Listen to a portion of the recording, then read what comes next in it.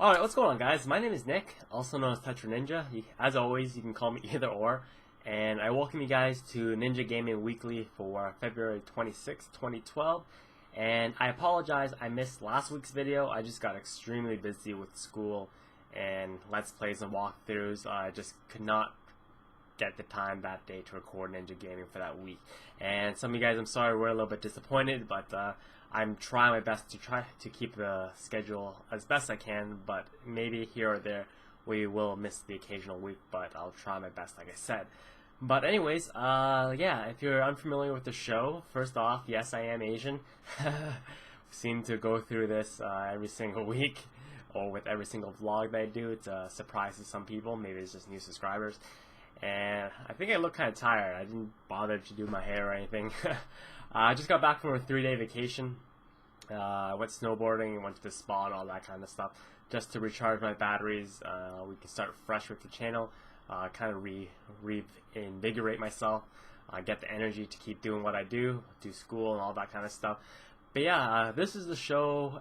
Like I said, it's a weekly show where I update you guys with series, as well as I do some reviews for games that and Let's Plays that I finished, and I give you an idea what's coming up in the next week in the near future. So I always start off with the week in review. I think I always start off with the week in review. Can't remember. Yeah, I do. So first off, we're gonna start with Final Fantasy 13-2. This was an extremely long Let's Play walkthrough. I think it lasted, I don't even know, like 60 episodes or something like that. And there's still DLC that's going to be announced for it. I actually downloaded the Lightning Coliseum DLC. I just haven't had a chance to play it yet. So yeah, overall it was a pretty solid game in terms of, especially when you kind of expect big things out of a Final Fantasy game.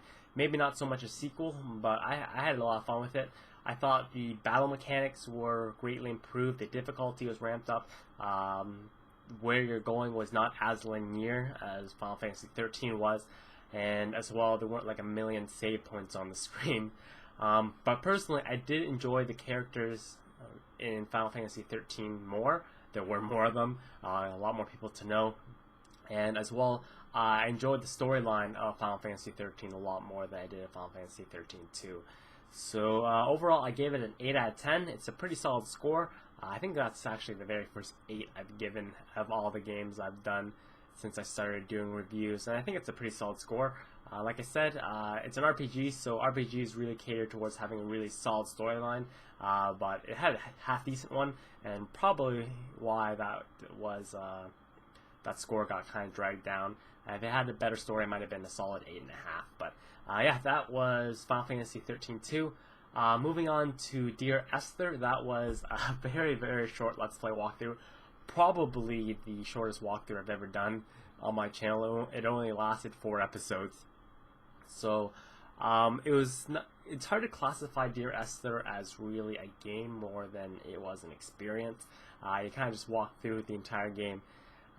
Really, I don't know. It was really highly reviewed, so I kind of was expecting a lot more out of it.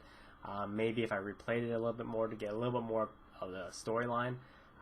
It was only about an hour long, and it was $10. Even the shortest DLC online these days lasts more than an hour. So I gave it a 6.5 out of 10. It had a good feel to it. The music, the atmosphere was really awesome, but $10 for an hour and a half of gameplay kind of dragged down. Review scores I've seen about it were around the 8 out of 10 mark. From other sites, but yeah, 6.5 out of 10 I think is a fair bet. It's more of the experience than the actual gameplay I found. But yeah, moving on, let me just scroll down here to other stuff. I'm just scrolling down all my videos to see all the stuff that I finished. Oh, Twisted Metal. Twisted Metal, PlayStation 3 exclusive, has a really, really strong fan base. A lot of people love it, this franchise to death. I wasn't really that big into the franchise when I was younger. Maybe if I was, I would receive a better score just because of the nostalgic value of it. But overall, I thought the gameplay for the single player was really, really fun. It was really, some parts were frustrating, but really gratifying once you completed them. I didn't get a chance to jump on the multiplayer just because I wasn't really interested in it. I think that's where the game has its longest legs, is with the multiplayer.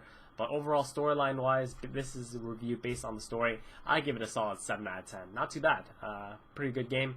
Once again, though, if you're just interested in the storyline, and then you can probably get away with a rental on it. And I think the last is Saints Row the Third Gangsters in Space DLC. Once again, another DLC that for the Saints Row the Third, kind of like the Genki Bowl DLC, the Genki Bowl 7 DLC. The only difference is you can't replay any of the missions, and they don't add any missions to the map. In the in-game, it's just basically all storyline. It was Saints Row. It was really fun.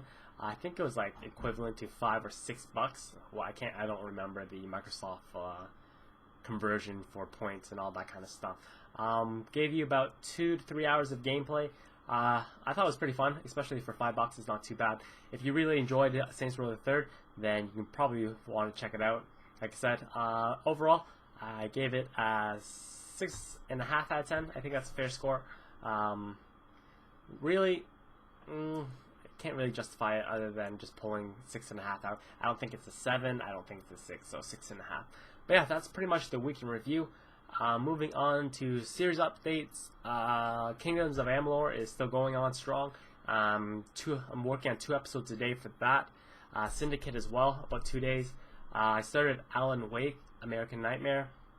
Once again, probably 2 or 3 episodes of that a day, going strong. Syndicate, first-person shooter, genre, cyberpunk feel. Once again, 2 to 3 episodes of that a day. And you can probably see in the background, Mass Effect is back. I'm in the process of playing some Mass Effect 2. I'm gonna go into overdrive this next couple of weeks before the release of Mass Effect 3, and that is Twitter. And actually demanding more Mass Effect 2 videos, which is kind of funny. But yeah, Mass Effect is still going on strong. I'm looking to release about 4 to 5 episodes of Mass Effect 2 a day, because we still have the main storyline as well as all the DLC to get through before we can make any progress on that, and hope to get it done before Mass Effect 3. But yeah, that's pretty much it for the series updates. For new series that are starting up soon, just 2 games this week.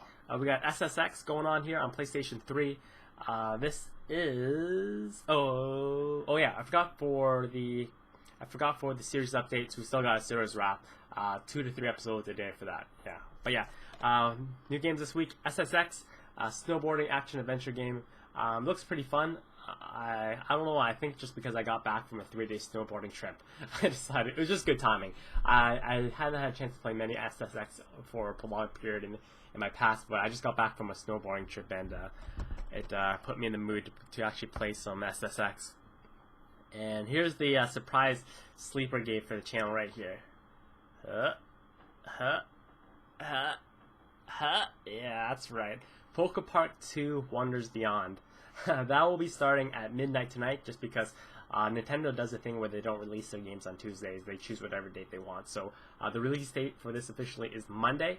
So that will be going up at 12 o'clock tonight. You guys probably know this, but I'm actually a really big Pokemon fan. I didn't get a chance to play Pokemon Black and White just because I dropped my Nintendo DS down a flight of stairs. And I didn't get a chance to replace it at any time. So I missed out on Pokemon Black and White. But I'm actually in the process of watching all the videos of the cartoon. I'm up to like episode 23, I think. So I won't be a complete noob. I know all the starters and all that kind of stuff. And I actually did a lot of competitive battling online back in the day when I was a little bit younger. So I got a good feel of Pokemon.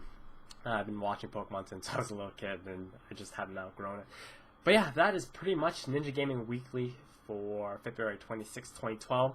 I probably won't have time to do the normal annotations and review scores that I normally do, just because extremely busy. I'm still trying to wrap up Mass Effect. PokePark 2 starts at 12 o'clock tonight. But yeah, sorry for the lack of production quality in this video, but I decided just to do something just because I missed last week. But yeah, hopefully you guys are still enjoying the channel. Hopefully you guys are excited for Mass Effect 3 coming up and the games that will be starting this week. And once again, as always, thank you guys for all your support, and I'll see you guys next time for Ninja Gaming Weekly next week. Alright, have a fantastic day.